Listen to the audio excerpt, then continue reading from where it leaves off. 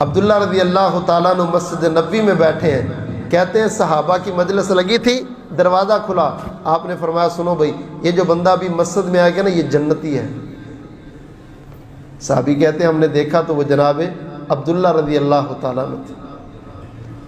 اگلے دن پھر آپ درس دے رہے تھے، تشریف فرما مسجد میں ہی بیٹھے ہیں تو دروازہ کھلا، فرمایا یہ جو ابھی آئے گا بندہ یہ جنتی ہے۔ صحابہ کہتے ہیں بندہ وہی تھا جو کل آیا تھا۔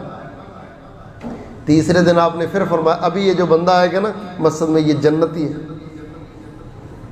وہ جنت کے حریص صحابہ کرام اس کے پیچھے لگے، اور یار کوئی وظیفہ ہمیں بھی بتا بھائی، کیا کرتا ہے، کون سی نیکی، کون سا وظیفہ، کیا پڑھتا تو؟ ایک صحابی نے اس کا راز ڈھونڈنے کے لیے اس کے گھر چلا گیا، اس کو کہتا یار میں نے گھر میں نہیں اپنے رہنا، میرا کوئی مسئلہ بن گیا، میں 2-3 دن تیرے گھر سے رہنا چاہتا ہوں۔ وہ کہتا ست بسم اللہ رہ۔ 3 دن 3 راتیں اس کے پاس رہا، دیکھا معمول کی نمازیں، معمول کا ذکر، معمول کی تلاوت۔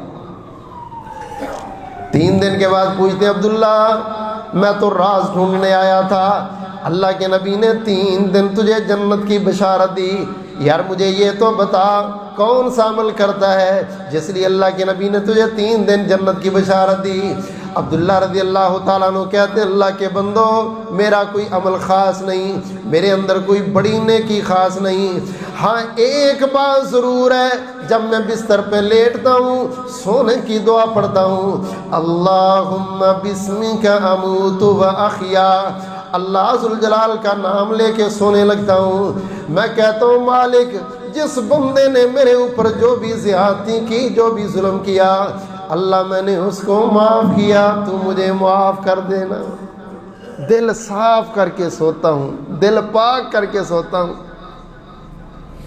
مجھے لگتا ہے اللہ کے نبی نے جو جنت کی بشارت دی ہے وہ دل کی صفائی پر دی ہے۔ اللہ کی قسم ہے تہجد پڑھنی آسان ہے، دل صاف کرنا مشکل ہے۔ نفلی روزے رکھنے آسان ہے، دل صاف کرنا مشکل ہے۔ حج عمرہ کرنا آسان ہے، دل صاف کرنا مشکل ہے۔ اللہ فرماتے ہیں الا من اتى اللہ بقلب سلیم،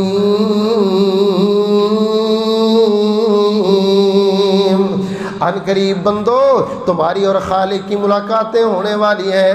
اللہ فرماتے قیامت والے دن جب میرا بندہ میرے سامنے آئے گا، یوم لا ینفع مال ولا بنون، میرے بندے تیرے پیسے بھی کام نہیں آئیں گے، تیری کوٹھیاں بھی کام نہیں آئیں گی، تیرا درہم و دینار بھی کام نہیں آئیں گے، تیرا مال و دولت بھی کام نہیں آئے گا، تیری اولاد بھی کام نہیں آئے گی۔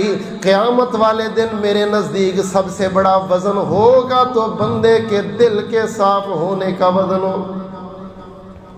الا من اتى اللہ بقلب سلیم، جو دل کا جتنا صاف ہے وہ درجے کا اتنا بلند ہے، جو دل کا جتنا پاک ہے وہ رتبے میں اللہ کے اتنا زیادہ کرے۔